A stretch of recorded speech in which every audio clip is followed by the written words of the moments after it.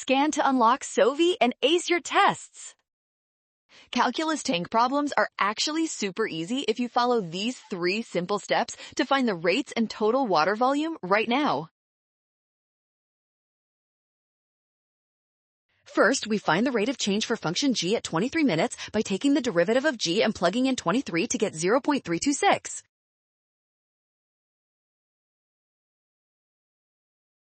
Next, to find the total water at 20 minutes, we take the initial 30 liters and add the integral of function f from 0 to 20 to get 61 liters.